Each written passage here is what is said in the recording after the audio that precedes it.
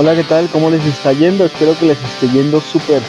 El día de hoy vamos a hablar, no creo que el día de hoy es un interludio, hay cosas por hablar, pero eh, se me hace que no es un momento. Espero que pasen unas felices fiestas, que esté todo súper y que pues, se sientan bien. Sí, tengo que decir algo. Tengo que decirles algo y es que mm,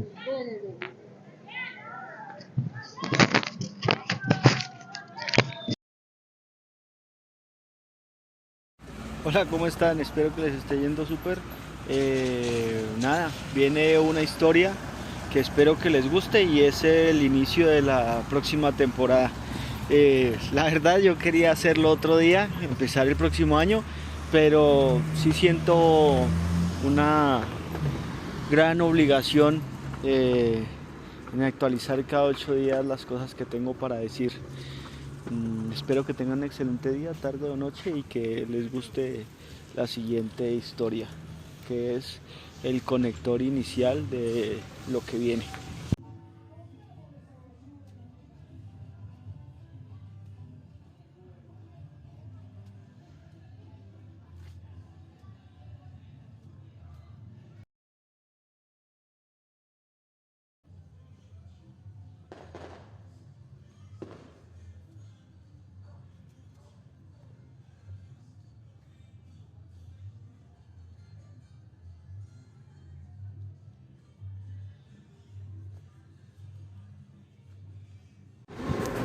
Hola, ¿qué tal? ¿Cómo están? Espero que súper. El día de hoy vamos a hablar acerca de la decisión que han tomado algunas compañías de apartarse de su misión y visión, lo cual ha afectado y afectará su posible desempeño futuro.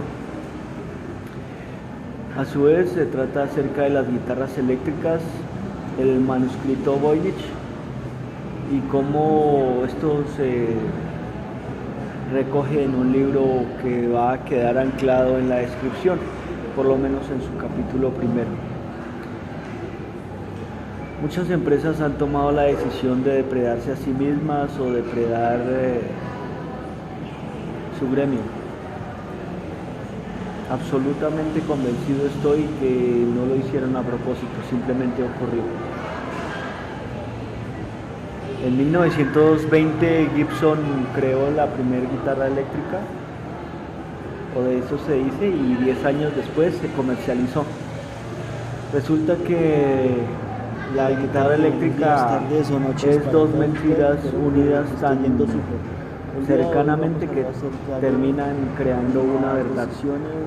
Hasta ese momento las guitarras no podían existir si no tenían un cuerpo de resonancia. Y además de esto, histórico, los instrumentos electrónicos no podían determinarse como virtuosos, toda vez que no habían llegado a alcanzar en ninguna medida el grado orgánico. Creó la primera guitarra eléctrica. Fue algunos meses antes, pero el hecho es que lo que tardó en comercializarse 10 años fue una utopía, dos mentiras tan anudadas que se terminaron convirtiendo en una realidad.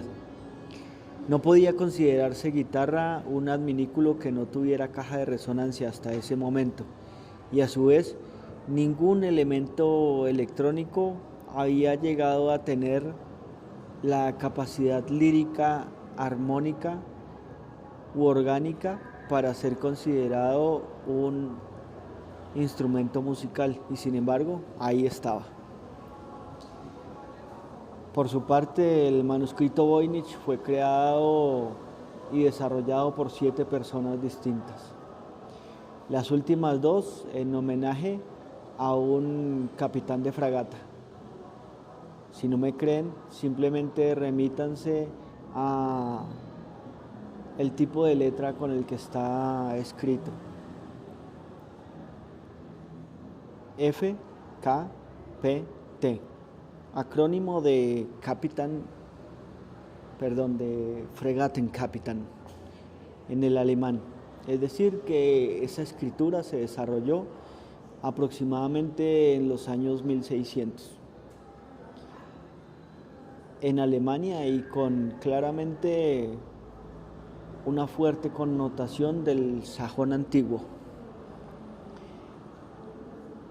Sin embargo, los dibujos no parecen decir lo mismo, los cuales tienen una clara influencia italiana, y es de hecho en ese borde limítrofe y en el borde limítrofe entre la verdad y la mentira donde se desarrolla esta historia.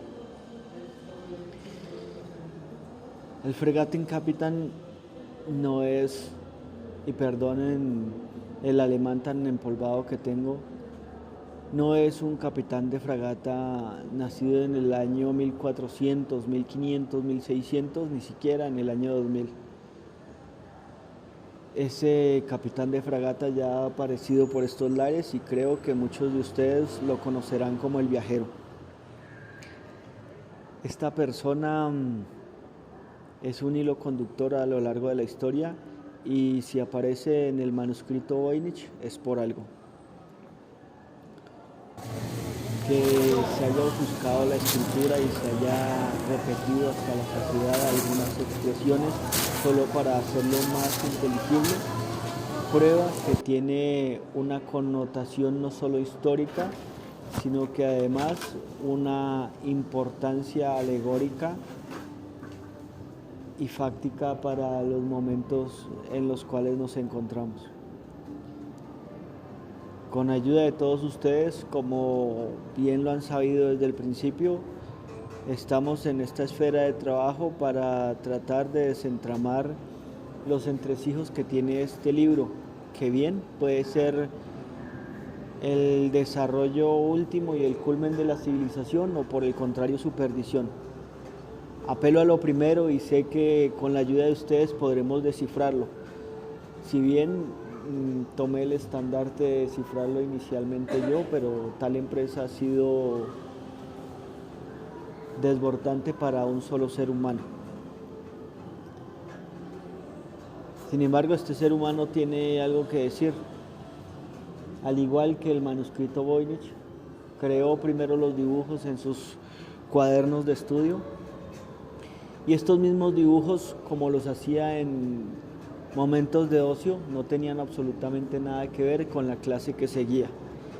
Es así que se entremezclaron temas de botánica, física y astronomía con algunas lecturas que no tenían para nada que ver con alguna de esas materias. Es así que puedo dar fe que un mismo escrito puede estar confeccionado para la mentira, pero puede contener 100% verdad. Ha sido anudado tan intrusivamente que definitivamente fue hecho a propósito por una entidad superior y que guarda dentro de sí muchos de los secretos, si no todos, los que nos hace falta desvelar. Como ustedes bien sabrán, las empresas que aquí iniciamos son empresas titánicas que sí o sí tienen que llegar a buen puerto. Y por eso pido el acopio de todas sus fuerzas, tanto de los iniciados en criptoescrituras y en desarrollo de actividades humanísticas, para que me acompañen en el desarrollo del libro Laberinto Voynich, el cual espero dejar anclado su primer capítulo en este video. Espero que puedan seguir esta travesía y que a su vez Dios me dé la licencia de terminar con tan ardua labor y llegar a buen puerto una actividad que desborda todos los sentidos y que incluso pensamiento loco. Espero a su vez que con desvelar estos secretos lo único que ocurra sea el desarrollo exponencial de la humanidad, como muchos han buscado cosas parecidas, desentramando interrogantes similares.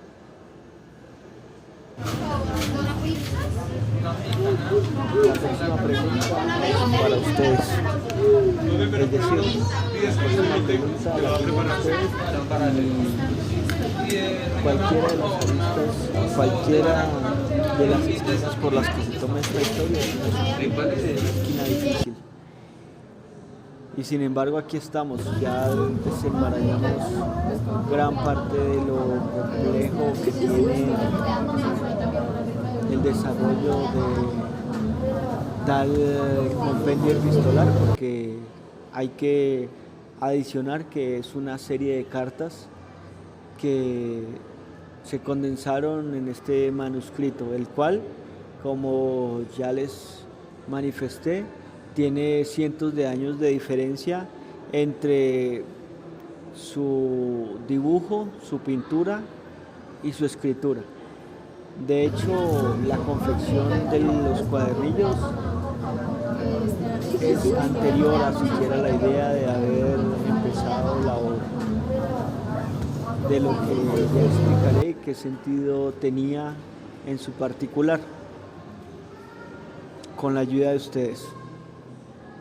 Como bien saben, antes de ustedes, después de ustedes o con la ayuda de ustedes se desarrollará